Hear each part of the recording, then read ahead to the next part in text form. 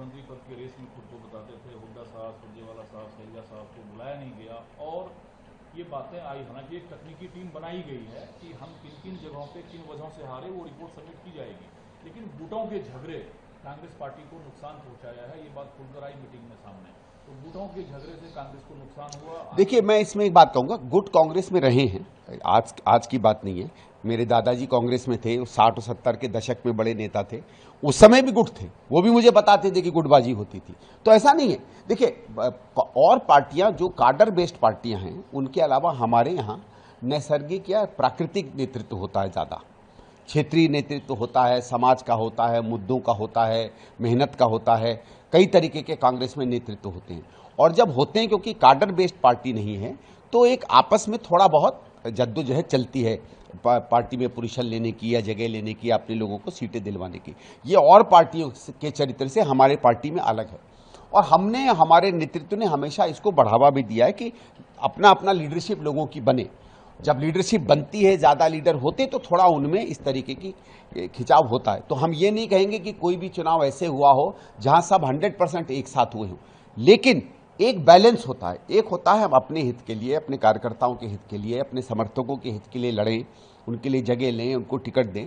लेकिन एक होता है कि जब हमारे हित, अपने लोगों की लड़ाई में हम ऐसे लोगों को टिकट देने लगे जो शायद डिजर्व नहीं करते या जीत नहीं सकते, ऐसे चेहरों को सामने लाए जिनका जनता में बहुत ज़्यादा स्वीकार्यता ना हो, ऐसी चीज़ों को बार बार कहने लगे कि जिसमें बाकी लोग पूरे के पूरे चुनाव में ना जुड़ पाए, अलग हो जाएं, तो फिर पार्टी को नुकसान होता है। तो इसमें सुधार की जरूरत है या ईवीएम पर ठीकरा फोड़कर? नहीं, देखिए, दोनों अलग बात है। हमने कैसे लड़ा चुनाव, कैसे नहीं लड़ा, वो अलग विषय होता है, वो हमारे पार्टी का अंदर का विषय होता है।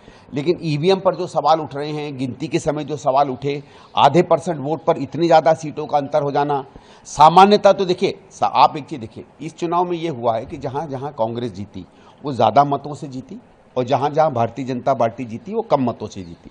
और तभी आधे % में 20% से ज़्यादा सीटों का अंतर तभी हो सकता है।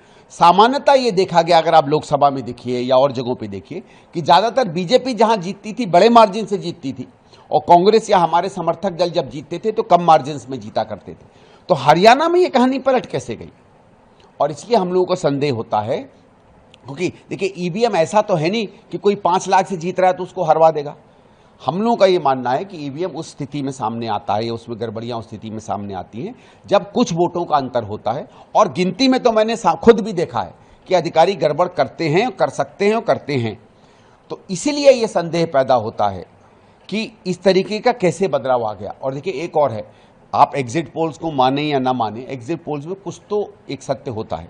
सारे पोल एक तरफ बता दें, ऐसे ऐसे टीवी चैनल जो मतलब अगर प्रधानमंत्री सवेरे को रात कह दें तो वो दिन भर कहते फिरते हैं कि रात है, वैसे टीवी चैनल भी कांग्रेस को जिता रहे थे।